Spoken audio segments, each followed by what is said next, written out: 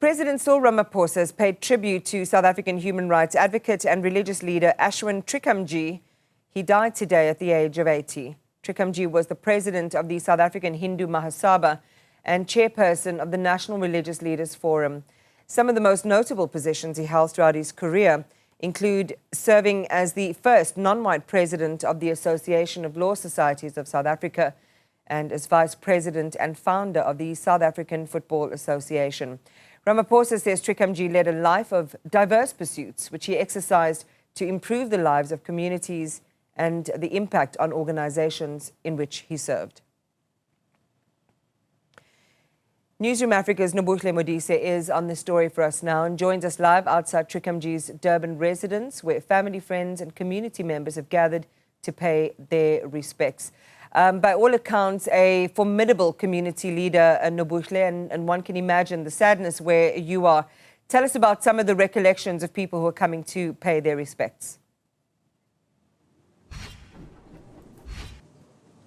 Indeed, Iman, a formidable leader who's going to leave a lasting legacy when it comes to law, social justice, as well as his influence in the Hindu community. I mean, I'm sitting here with his family and we're not outside. They've, they've led us inside the home, which is quite brave of them as well to be able to speak to the media in this time. We understand that Ashwin Trikamjee passed away in the early hours of this morning. I want to bring into the conversation his daughter, Dr. Thulja Trikamjee, and maybe let her speak to us about how he was as a father. I mean, I was saying to you off air that his CV is quite long. There's a lot that he's done for the Hindu community, for law in the country, and I mean, his influence has even extended to the corporate space, the regulatory spaces, even being a founding member of the South African Football Association. But as a father, Dr. Trikamjee, speak to us about what that relationship was, and I mean, how are you going to remember this man who is a giant?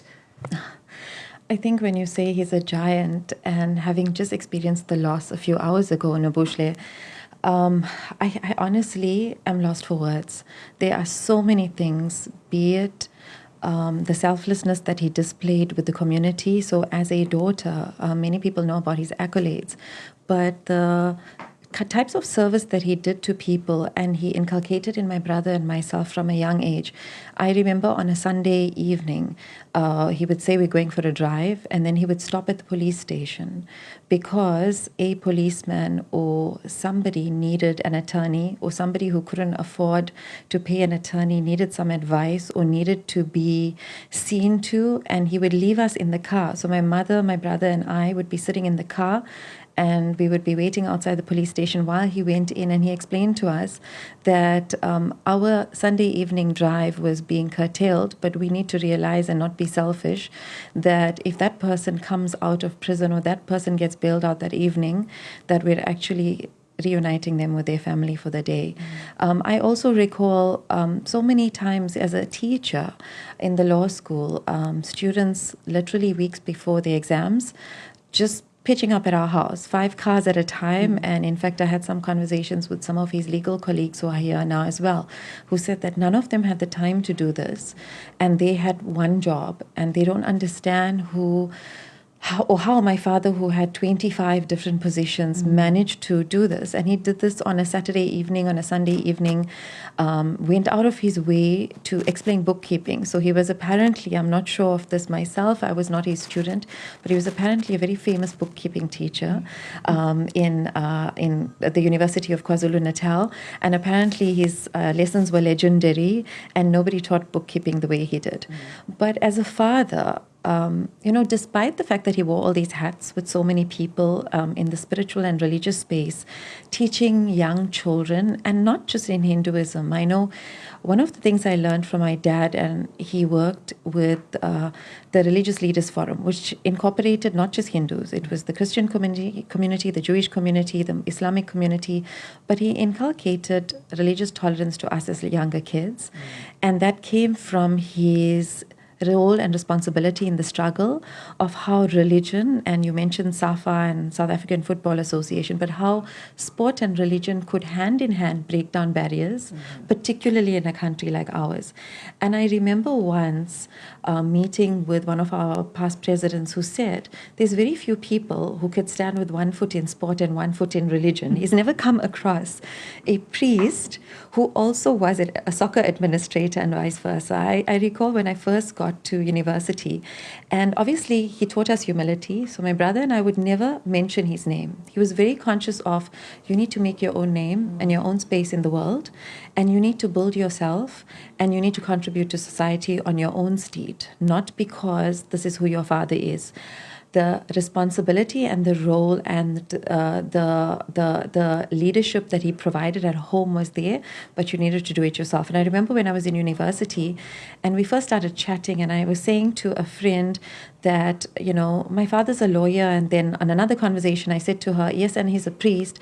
And then I mentioned that, and it's a famous story in medical school now, that we had gone to Disney World for a holiday, and I remember she thinking, what type of father is this who goes to Disney World and is a priest and is an attorney? But that was my father. He was a giant with a foot in so many different facets of life. And as a father, I'm going to miss the banter. I'm going to miss sharing quotes and memes with him. I'm going to miss his message every single morning. When I moved to Cape Town, 365 days a year, every single morning when he woke up at 4:30, that's when his day started. He sent me a message to greet me every morning. I'm going to miss the phone calls that I made to him. Anytime there was any accolade in my life, as close as we are as a family unit, he was the first phone call. He was my biggest cheerleader. He was the person I went to for advice my entire life. Whether it was personal advice or whether it was professional advice, my father was there for me as a child. And from what I hear from so many people today, he was there for so many other people as well. So all I can say as a daughter is that my wish is that when I'm 80, I have done 1/10 of what he's done to contribute to South Africa and to contribute to the world. He'll always be my role model, and he'll always be somebody I look up to, always be my hero forever. And then lastly, just before I let you go, I want to find out from you, we know that he passed in the early hours of this morning. I understand it was cancer. Maybe speak to us about this. You were telling me off air that he was 80 but quite healthy, so this came quite as a shock. Absolutely. So 3 weeks ago, he was gymming, playing squash, and he had an event that made us do some tests. And this actually happened on his way to go to the gym, which most people laughed at and said that, we don't go to the gym at 5 a.m., but at the age of 80, he was doing that. He was driving in the dark to get to the gym and led us to do some investigations. And as a doctor, when the doctors told me, look, we found some suspicious lesions in Dad and we're going to investigate, I actually laughed and I said, my father's lungs are healthier than mine. He gyms, he rakes our entire garden, climbs uphill without getting breathless. There's no way that there's anything sinister going on. Of course, we did find cancer, and we acted very fast. And I had a team of amazing doctors who surrounded him and surrounded us as a family to give him the best possible care we could. Unfortunately, he just deteriorated very, very quickly. And I think that he wanted to be remembered as somebody who was physically strong, fit, and mentally sound. I don't think he wanted to be remembered as somebody who was allowing cancer to overcome him.